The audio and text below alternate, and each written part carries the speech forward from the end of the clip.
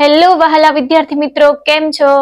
હું દર્શના પરમાર મારી ચેનલમાં તમારું સ્વાગત કરું છું. તમે જોઈ રહ્યા છો રાહદર્શ એજ્યુકેશન, જેમાં આજે આપણે ભણવાના છીએ ધોરણ 10 એમાં સ્વાધ્યાય 13.2 નો પહેલો દાખલો, બરાબર, કે જેમાં બહુલક જે છે એ કઈ રીતે મેળવવાનું એ આપણે શીખવાડશે. બરાબર, ચલો શરૂઆત કરીએ આ દાખલા નંબર 1 ની. બરાબર, એવી રીતે આપણે પ્રશ્ન દાખલો આપણે શીખીએ કે જે એવા કોઈ પણ દાખલા ભલે ને આવે, બરાબર, એ આપણને આવડવા જોઈએ. ઓકે, ચલો શરૂઆત કરીએ. એમાં સૌથી જો અહીંયા રકમ આપી છે એ આપણે શાંતિથી પહેલા વાંચીએ. જો વાંચું છું, શાંતિથી સાંભળો. ચલો, કે નીચેનું કોષ્ટક 1 વર્ષ દરમિયાન એક દવાખાનામાં દાખલ થયેલા દર્દીઓની ઉંમર દર્શાવે છે. ઓકે, તો આપેલ માહિતી જે છે આપણે એનો બહુલક અને મધ્યક બંને મેળવવાનો છે. જો આપણને મધ્યક આવડી ગયું છે તો સૌથી પહેલા આનો બહુલક મેળવીએ, બરાબર, પછી આપણે મધ્યક મેળવીશું. બરાબર, એ તમે જાતે પણ હવે મેળવી શકો છો, કેમ કે 13.1 જે છે એમાં તમે શીખ્યા છો. ઓકે, ચલો હવે મેળવતા જઈએ.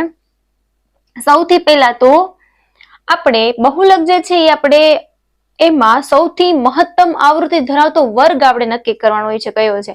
તો આમાં જોવું જોઈએ તો તમને દેખાશે કે 35 થી 45 વર્ગ જે છે એમાં સૌથી વધારે આવૃત્તિ 23 છે. બરાબર, તો આપણે લખીએ. શું લખીશું આપણે અહીંયા? જો અહીંયા કે મહત્તમ આવૃત્તિ 23 એ 35 થી 45 વર્ગની આવૃત્તિ છે. તેથી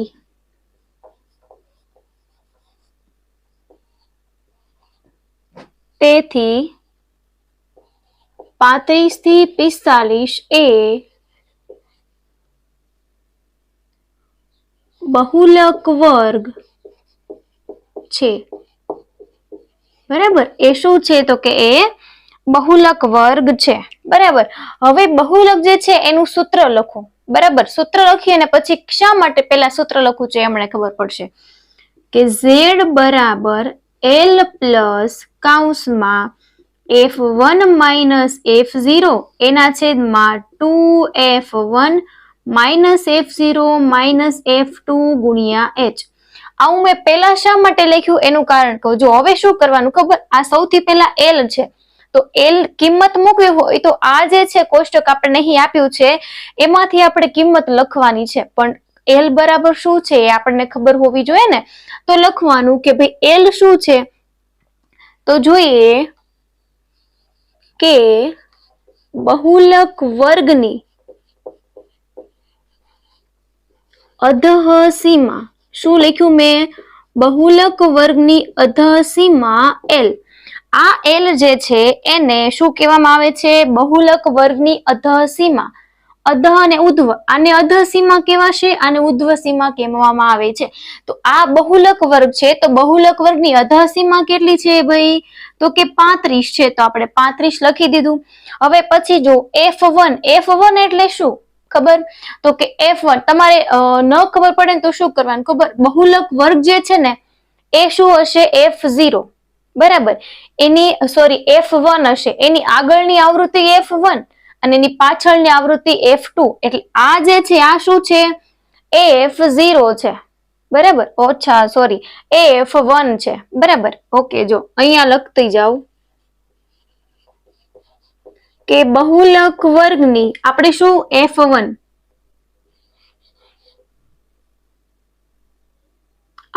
બહુલક વર્ગની આવૃત્તિ એને કહેવાય f1. બરાબર, તો f1 બરાબર શું છે? તો કે 35 થી લઈને 45 સુધી છે જે એમાં આવૃત્તિ કેટલી છે? તો કે 23 છે. એટલે f1 23 આવશે. બરાબર, પછી આપણે શું લખવાનું છે? બહુલક f0. 1 પહેલા શું આવે? 0 આવે. બરાબર ને, 1 પહેલા શું આવે? 0. બરાબર, તો એને શું કહેવાય? બહુલક વર્ગની આગળના વર્ગની આવૃત્તિ. બરાબર, એ રીતે યાદ રહી જાય. બહુલક વર્ગની આગળના વર્ગની આવૃત્તિ, આ રીતે તો આપણને યાદ રહી જાય। F0 બરાબર, હવે જોવું જોઈએ 23 ની આગળ કયો વર્ગ છે, એમાં કેટલી આવૃત્તિ છે, તો કે 21 છે, તો લખી નાખો 21 બરાબર। પછી F2 એટલે શું, તો કે 1 પછી 2 આવે ને, તો શું લખશો, બહુલક વર્ગની પાછળના વર્ગની આવૃત્તિ, તો લખીએ કે બહુલક વર્ગની, આ બહુલક એમ લખ્યું શું, વર્ગની પાછળના વર્ગની આવૃત્તિ F2 બરાબર 14 છે ને, એમાં 14 જોઈ લેજો બરાબર। પછી આવ્યો h, હવે h ને તો તમે ઓળખો જ છો, વર્ગ લંબાઈ અથવા તો વર્ગ અંતરાલ બરાબર। વર્ગ લંબાઈ બરાબર h બરાબર શું આવશે, તો કે જો 35 થી લઈને 45 કેટલાનો ગેપ આપણને દેખાય છે, તો કે 10 નો, તો જવાબ આવશે અહીંયા 10। જો સૂત્ર મેં શા માટે લખ્યું તું, બરાબર, આપણને ખબર પડે કે ભાઈ કઈ કઈ વસ્તુ અહીંયા આપણે દર્શાવવાની છે, એટલે આપણે અહીંયા સૂત્ર લખ્યું બરાબર। હવે આપણે આ બાજુ સૂત્ર લખીએ અને ગણતરી કરતા જઈએ બરાબર। તો z બરાબર L પ્લસ કૌંસમાં F1 માઇનસ F0 એના છેદમાં 2F1 minus F0 minus F2 એને ગુણ્યા h। જો સૌથી પહેલા એમાં કિંમત મૂકી દો, કઈ આપણે બીજું નથી કરવું, બહુલકને z વડે દર્શાવવામાં આવે છે, ધ્યાન રાખજો।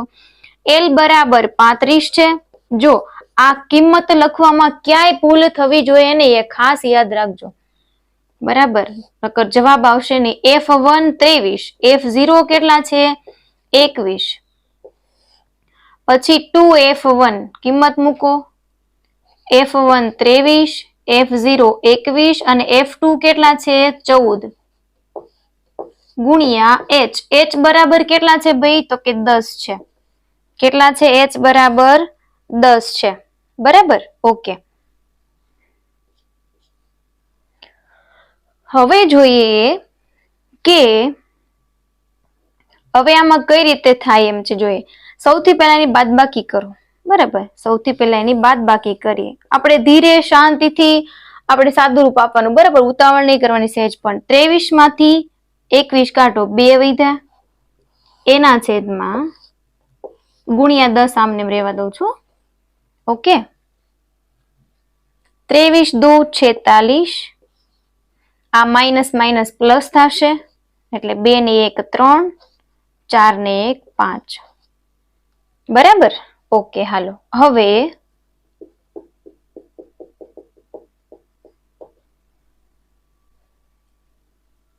z બરાબર 35 પ્લસ 40 એટલે 5 અને 6 11 થશે, એટલે 2 ના છેદમાં 11 આવ્યો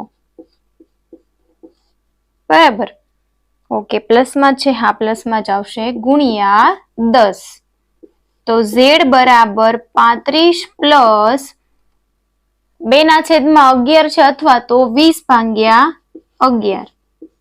હવે આપણે કરીએ એનો ભાગાકાર બરાબર, તો ચલો અહીંયા કરતા જઈએ, 20 છે, 11 એકા 11, વૈધા 9, પોઈન્ટ લીધા, 0 લીધા, તો 8 સાથે ચાલશે, 88, 89 90, 2 વૈધા, 0 લીધા, 11 એકા 11, વૈધા 9, હવે એનું હાલતું રહેશે ને, તો 1.82 લખી દો તોય હાલશે બરાબર, રાઉન્ડ ઓફ કરીને આપણે લખી શકીએ।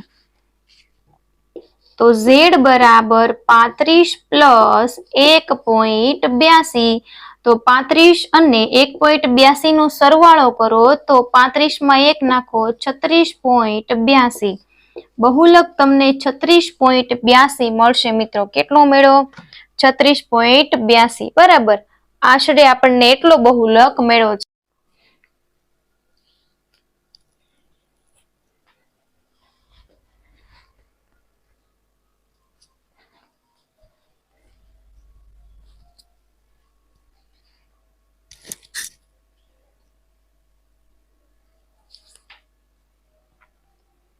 ઓકે, તો હવે આ જે પ્રશ્ન છે એનો મધ્યક પણ મેળવવાનો છે, તો લખીએ ચલો। હવે આપણે શું લખીશું? અહીંયા આપણને ઉંમર આપી છે, કેમાં આપી છે? તો કે વર્ષમાં આપી છે.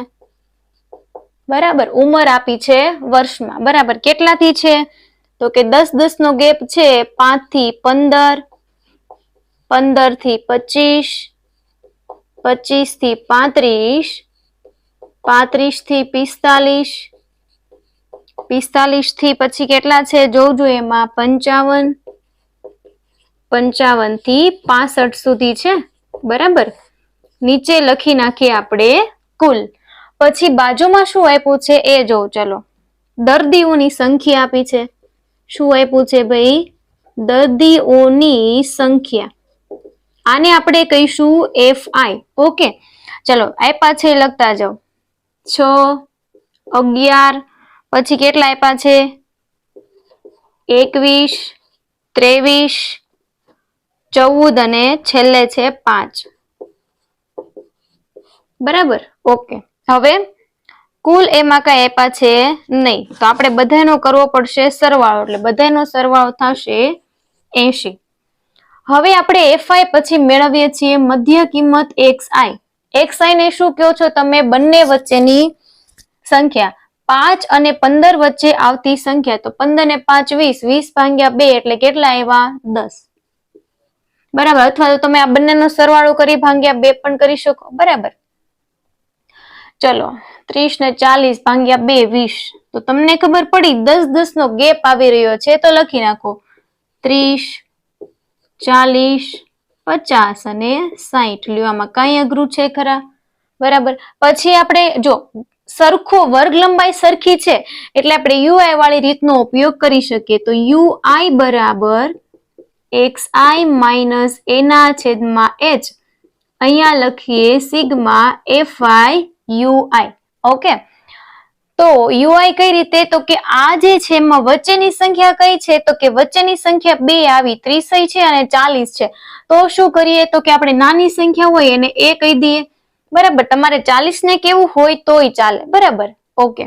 હવે કરતા જઈએ. ચલો, અહીંયા 0, -1, -2, +1, +2 અને +3. ઓકે, બરાબર ને? ચલો, પછી FI UI આપણે લઈએ તો FI અને UI નો ગુણાકાર થાય. તો FI અહીંયા છે, UI અહીંયા છે. કરતા જાઓ ગુણાકાર. 6 દુ 12, -12, 11 એકા 11, 21 ગુણ્યા 0 0, 23 એકા 23, 14 દુ 28 અને 5 તેરી 15. હવે તો કે બધાનો કરવાનો છે સરવાળો. આનો પેલા કરી નાખીએ તો અહીંયા જવાબ આવ્યો 23, પણ કેવું આવશે? માઇનસમાં આવશે. પછી અહીંયા 8 ને 5 13, 14 15 અને 16, 1 5 ને 1 6, 66. 66 માંથી 23 બાદ કરીએ તો જવાબ આવશે 43. અને મોટી સંખ્યા પ્લસમાં છે એટલે આપણે +43 લખી નાખીએ. બરાબર, હવે આપણે મધ્યક જે છે એનું સૂત્ર લખીએ. શું સૂત્ર છે? હવે આપણને આવડે છે x બાર બરાબર a plus sigma FI UI ના છેદમાં સિગ્મા FI એને ગુણ્યા h. x બાર બરાબર a બરાબર કેટલા ધાર્યા આપણે? 30 ધાર્યા છે. એની પછી સિગ્મા FI UI કેટલા છે? 43 છે. સિગ્મા FI કેટલા છે? તો કે 80 છે. ગુણ્યા h બરાબર કેટલા છે? તો કે h બરાબર આપણે ગેપ 10 નો છે એટલે 10. ચલો કરતા જઈએ આપણે ગણતરી. બરાબર, તો જો અહીંયા 30 સામને રાખીએ, અહીંયા 0 0 કાઢી નાખીએ તો 43 ના છેદમાં 8 વધ્યા. x બાર બરાબર 30 પ્લસ 43 ના છેદમાં 8 આવ્યા. તો કરીએ ભાગાકાર. બરાબર, 5 40, 3 વધ્યા, પોઈન્ટ લીધા 0 એટલે 3 સાથે કરીએ તો 24, 6 વધ્યા 0 લીધા, 7 સાથે કરીએ 56, 4 0 લીધા 5. તો કેટલો જવાબ આવ્યો? 30 પ્લસ 5.375. સરવાળો કરો તો 35.375. તમારો મધ્યક જે મેળવવાનો હતો એ અહીં મળી ગયો. બરાબર, તો આ દાખલામાં આપણે બહુલક અને મધ્યક બંને શીખ્યા મિત્રો. તમને આમાં કાંઈ પણ પ્રકારનો ડાઉટ્સ હોય તો તમે મને કમેન્ટ કરીને જણાવી શકો છો. અને તમે જો મારી આ ચેનલ પર નવા હોય મિત્રો તો વિડીયોને લાઈક, શેર અને સબસ્ક્રાઇબ કરવાનું ભૂલશો નહીં. Thank you very much.